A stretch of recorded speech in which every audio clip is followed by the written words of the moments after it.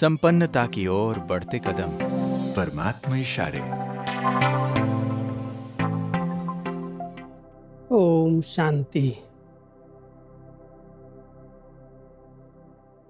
परमात्मा पिता हम सबको इस कर्म क्षेत्र पर कर्म करने की श्रीमत तो देते हैं, लेकिन कर्म बंधन न बन जाए उसकी विधियां भी बताते हैं। कर्म करें और कर्मातीत स्थिति में चले जाएं। जैसे कहीं स्थूल में जाना होता है तो अभ्यास हो जाता है जाने आने का, ऐसे ही एक अभ्यास की ज़रूरत है कि हम साकार में कर्मेंद्रियों का आधार लेकर के कर्म कर रहे हैं। कर्म पूरे हुए और अपनी कर्मातीत न्यारी स्थिति में स्थित हो गए। तो आज परमात्मा पिता हम बच्चों को विशेष इशारा दे रहे हैं। बच्चे, जैसे साकार में कहीं भी आने जाने की सहज प्रैक्टिस हो गई है, ऐसे ही आत्मा को अपनी कर्मातीत अवस्था में रहने की भी प्रैक्टिस हो। अभी अभी कर्म योगी बन कर्म में आए, कर्म समाप्त हुआ, फिर कर्मातीत अवस्था में चले गए। निमित्त मात्र कर्म करने के लिए कर्मयोगी बने, फिर कर्मातीत।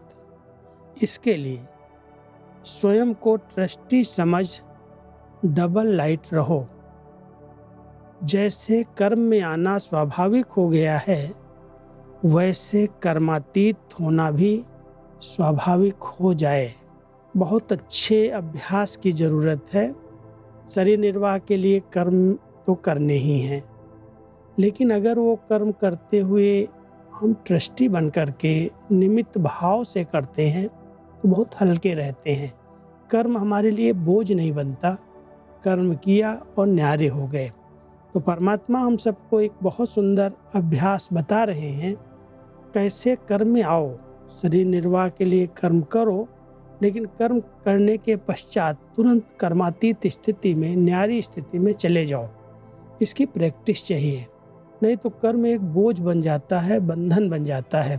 तो जितना हम डबल लाइट रह करके अपने आत्मिक स्वरूप में स्थित रह करके कर्म करते हैं, कर्मेंद्रियों से जैसे कर्म हम करा रहे हैं, कर्म पूरा हुआ, अपने आत्मिक स्वरूप में स्थित होकर के उस कर्मातीत स्थिति का अनुभव करने लगे।